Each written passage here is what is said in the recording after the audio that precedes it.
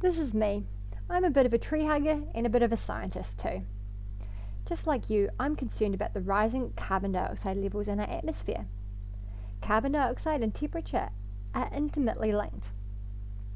We've known that burning fossil fuels is causing the Earth's temperature to rise. We've known this since this guy, Svante Arrhenius, worked it out back in 1896. The physics is very clear, and it has caused a lot of warming already. You know the deal.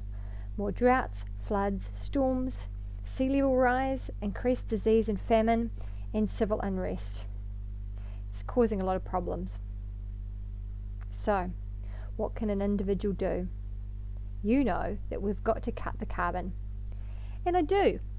I bike a lot, and when I drive this totally sweet electric car. See, it plugs in. But I try to keep my electricity down by putting on a jacket instead of turning up the heater, and I eat a plant-based diet. Lentils are really good, you know? No matter how many times you have them, they never get boring. So, how is my carbon cutting going? Well, I worked it out using a carbon footprint calculator. I used this one from Stanford University. You tell it where you live, where you go and how, your electricity use, what you eat, your internet use, and your purchasing. And then it gives you a number. I was pretty horrified by my number. Last year, my actions emitted 15 tons of carbon dioxide equivalent.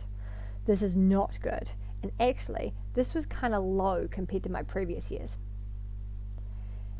But this 15 tons is way too much. The calculator says 1 ton would cause the planet to stabilize at 450 parts per million of carbon dioxide. We know that that's at least 100 parts too many. My problem is these things. I really like to travel.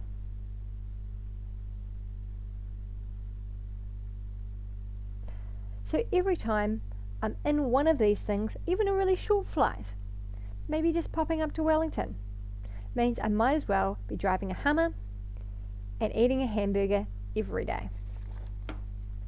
I can stop flying, but there is a lot of harm I have already inflicted on the Earth.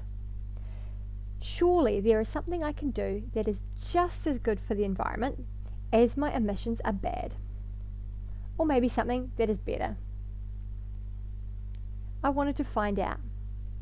Now there is a movement called effective altruism, and it uses data and scientific analysis to work out the most effective ways to do good. Now most effective altruism organizations focus on reducing human suffering worldwide. And it's pretty amazing. They've found out that some charities basically do nothing to help people, and some charities are 100 times or 1,000 times more effective. I wanted to do something for the planet that I knew was going to be as effective as possible. So I looked at what Giving What We Can did, which is an effective altruist organization. They analysed the best ways of keeping carbon out of the atmosphere. They looked at all of the analysis of all of these different organisations, and their final recommendation was an organisation called Cool Earth. Cool Earth protects rainforests. We know rainforests are being cut down at an alarming rate. We know that they're a massive store of carbon, they generate oxygen, they keep the water cycle going, and they provide a home to many, many unique species. Cool Earth works in the Amazon, the Democratic Republic of Congo, and Papua New Guinea, and it helps the local people who live in the rainforest to protect their rainforest from logging. Giving What We Can tells you it really works. There is much less logging in the areas that Cool Earth is active in, and the analysis suggests that it doesn't just move them to a different location in the rainforest, it actually reduces the overall amount of logging. So that's great news for the rainforest, and it is actually astonishingly cheap to protect rainforests this way. And it's really cheap to store carbon this way, or prevent it from going into the atmosphere. So Giving What We Can's best estimate is that a donation of $2 to Cool Earth will save 1 tonne of carbon dioxide going into the atmosphere on average. Now there is uncertainties in this. It might be that in the future Cool Earth might be more effective than this, or maybe less effective than this amount. Depends on whether it becomes easier to save the rainforest or harder to save the rainforests.